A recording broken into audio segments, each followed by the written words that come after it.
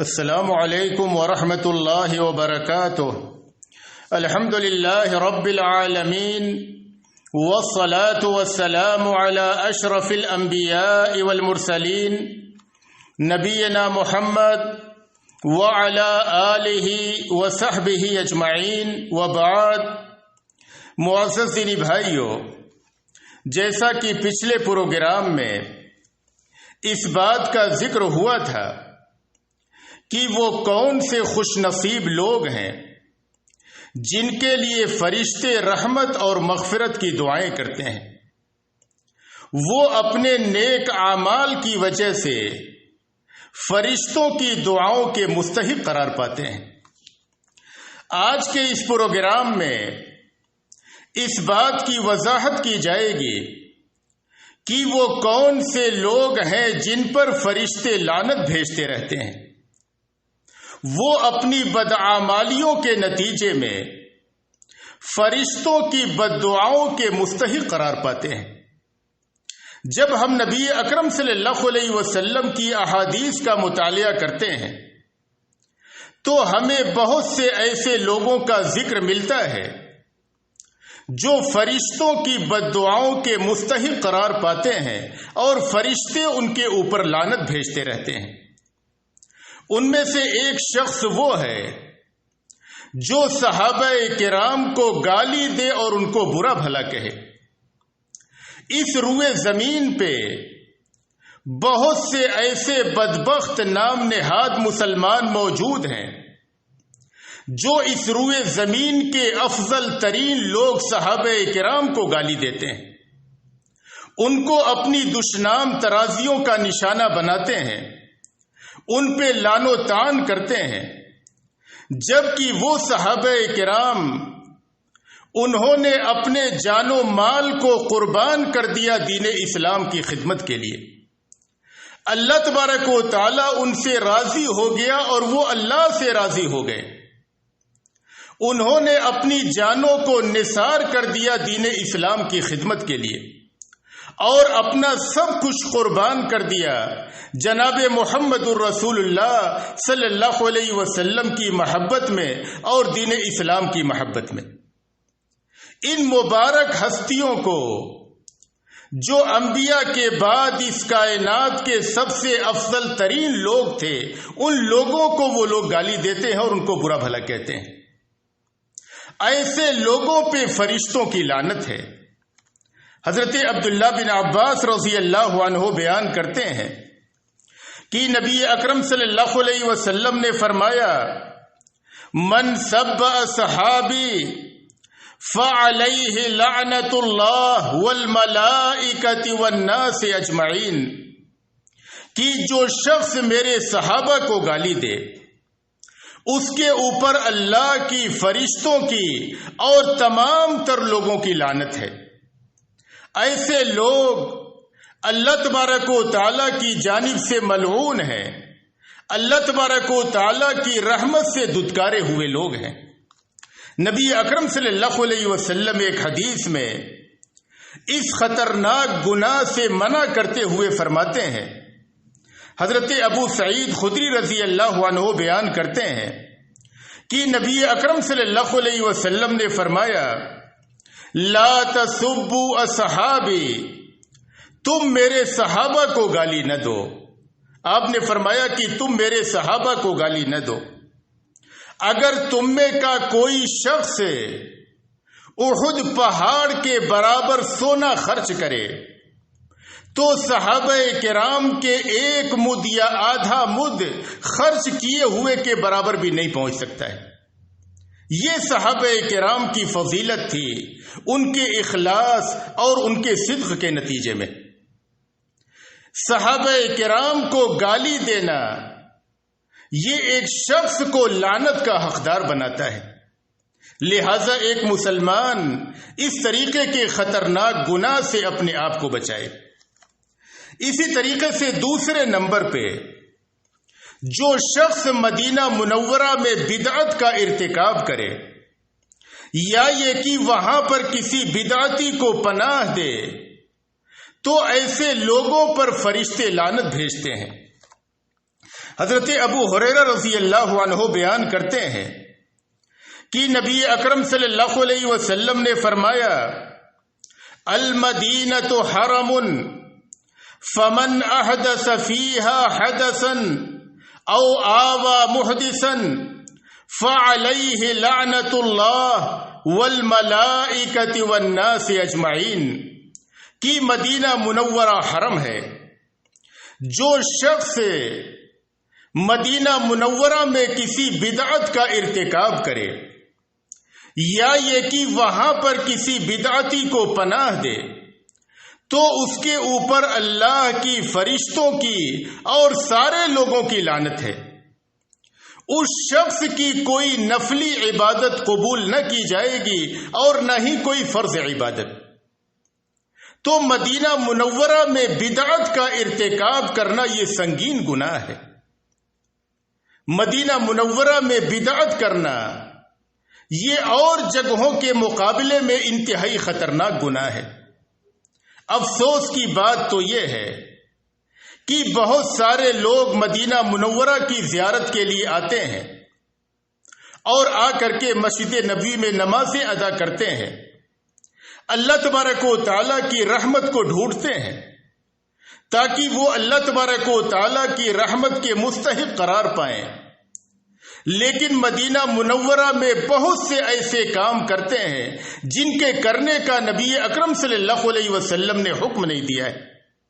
وہ خلاف سنت کام کرتے ہیں، بہت سی بدعات کا ارتکاب کرتے ہیں اور وہ اللہ تبارک و تعالیٰ کی رحمت کو سمیٹنے کے بجائے رب کی ناراضگی کو اپنے دامن میں سمیٹ کر کے لے جاتے ہیں. لہذا ایک مسلمان بدعت کے ارتکاب سے اجتناب کرے اور بالخصوص مدینہ منورہ میں. تیسرے نمبر پہ وہ شخص بھی ملعون ہے اور فرشتے اس پہ لعنت بھیجتے ہیں جو مدینہ منورہ کے باشندوں پر ظلم کرے یا یہ کہ انہیں خوف زدہ کرے، انہیں ڈرائے. حضرت عبادہ بن صامت رضی اللہ عنہ بیان کرتے ہیں کہ نبی اکرم صلی اللہ علیہ وسلم نے فرمایا اللہم من ظلم اہل المدینۃ واخافہم فاخفہ. اے اللہ تبارک و تعالی جو اہل مدینہ پر ظلم کرے اور انہیں ڈرائے، اے اللہ تبارک و تعالی تو انہیں ڈرا. وَعَلَيْهِ لَعْنَةُ اللَّهِ وَالْمَلَائِكَةِ وَالنَّاسِ اجمعین. اور اس شخص پہ اللہ کی، فرشتوں کی اور تمام تر لوگوں کی لعنت ہے اور اس شخص کی کوئی نفل عبادت قبول کی جائے گی اور نہ تو کوئی فرض عبادت. تو اہل مدینہ پر ظلم کرنا یا یہ کہ ان کو خوف زدہ کرنا یہ ایک شخص کو لعنت کا مستحق بناتی ہے. چوتھے نمبر پہ وہ شخص ہے جو اپنے باپ کے علاوہ کسی اور کی جانب اپنی نسبت کرے. جو شخص اپنے والد کے علاوہ کسی اور کی جانب اپنی نسبت کرے تو فرشتے اس شخص پر لعنت بھیجتے ہیں. حضرت علی رضی اللہ عنہ بیان کرتے ہیں کہ نبی اکرم صلی اللہ علیہ وسلم نے فرمایا وَمَنِ ادَّعَا إِلَى غَيْرِ أَبِيهِ أَوْ انْتَمَا إِلَى غَيْرِ مَوَالِيهِ فَعَلَيْهِ لَعْنَةُ اللَّهِ وَالْمَلَائِكَةِ وَالنَّاسِ اجمعین. کہ جو شخص اپنی نسبت اپنے والد کے علاوہ کسی اور کی جانب کرے یا یہ کہ غلام اپنی نسبت اپنے آقا کے علاوہ کسی اور کی جانب کرے تو اس شخص پہ اللہ کی، فرشتوں کی اور تمام تر لوگوں کی لعنت ہے. اللہ تبارک و تعالیٰ اس شخص کی کوئی نفل یا کوئی فرض عبادت قبول نہ فرمائے گا. تو ایک شخص کا اپنے والد کے علاوہ کسی اور کی جانب اپنی نسبت کرنا، کسی اور کو اپنا والد قرار دینا یہ سنگین گناہ ہے.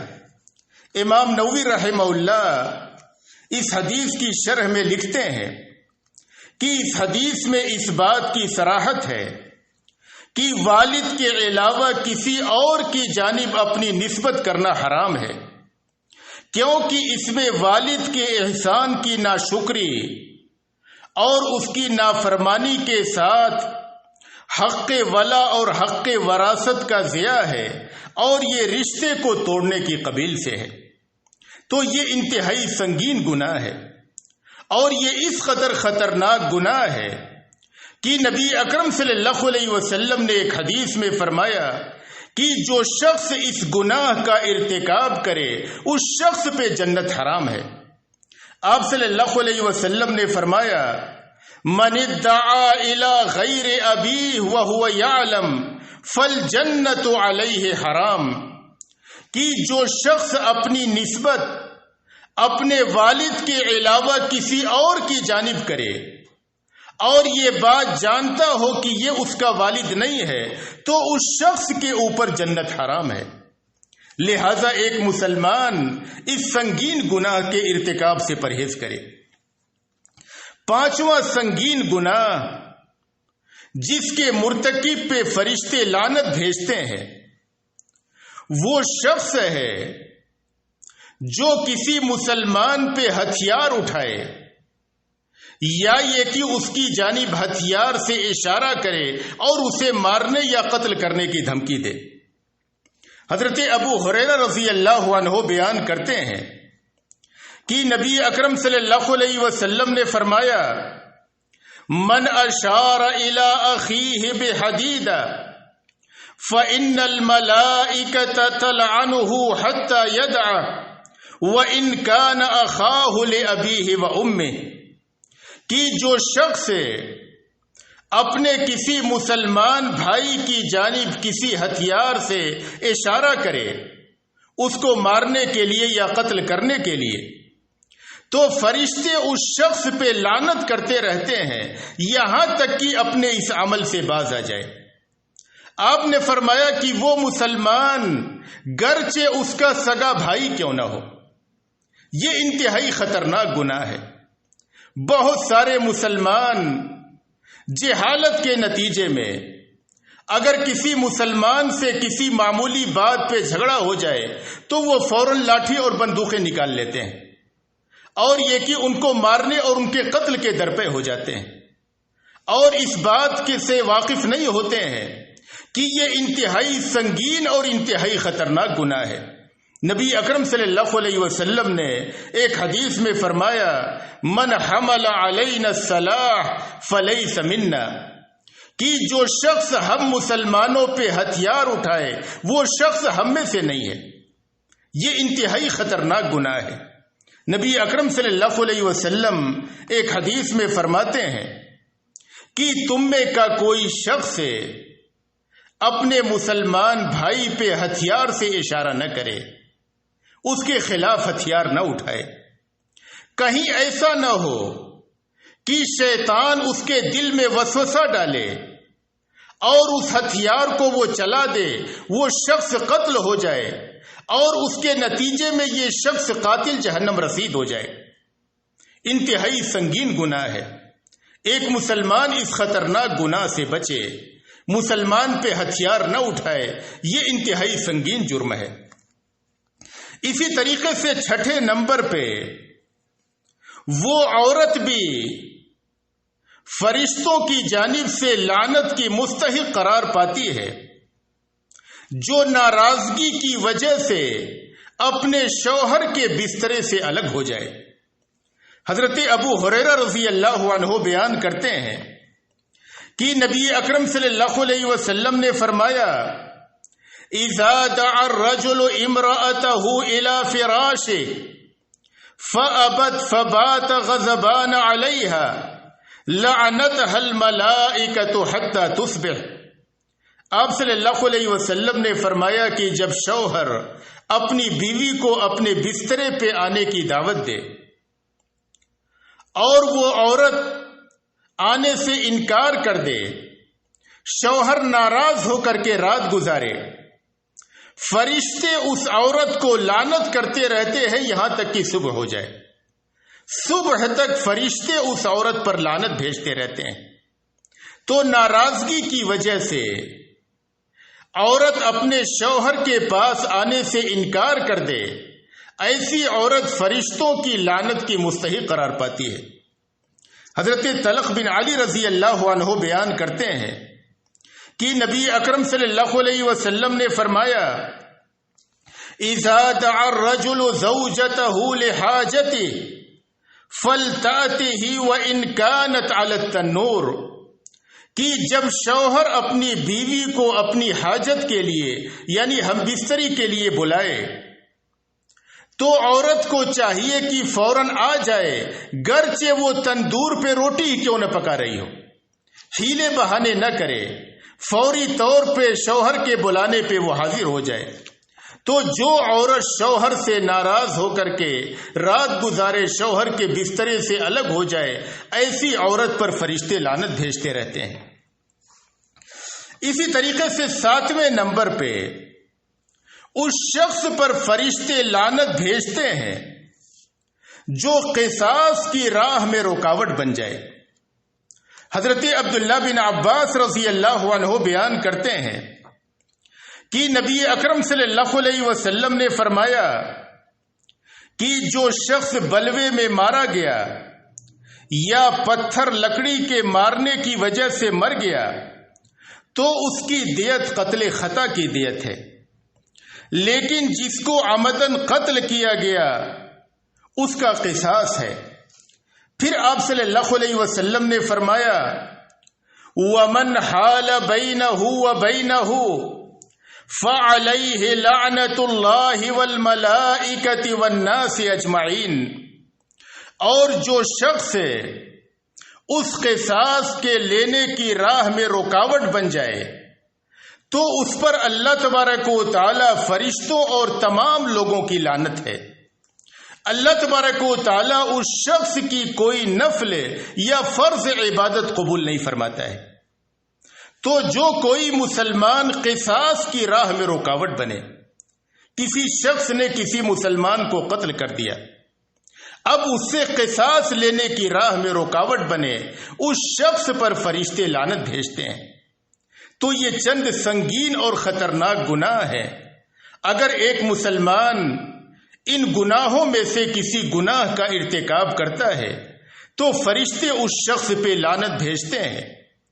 وہ اللہ تبارک و تعالیٰ سے بد دعائیں کرتے ہیں کہ اے اللہ تبارک و تعالیٰ تو اس شخص کو اپنی رحمت سے محروم کر دے، اور جو شخص اللہ تبارک و تعالیٰ کی رحمت سے محروم ہو جائے تو اس شخص کے لیے کوئی بھی رحمت نہیں، اس شخص کے لیے زندگی میں کوئی خوشی نہیں۔ لہذا ایک مسلمان کو چاہیے کہ ان سنگین گناہوں سے، ان خطرناک گناہوں سے اپنے آپ کو بچانے کی فکر کرے تاکہ وہ فرشتوں کی بد دعاؤں سے اور ان کی لعنت سے بچ سکے۔ اللہ تبارک و تعالیٰ سے دعا ہے کہ اللہ تبارک و تعالیٰ ہمیں ان خطرناک گناہوں سے بچنے کی توفیق عطا فرمائے، اور ہمیں جب تک اس دنیا میں رکھے ایمان و اسلام پہ رکھے، اور جب ہمارا خاتمہ ہو ایمان و اسلام پہ ہو۔ وآخر دعوانا ان الحمد للہ رب العالمین۔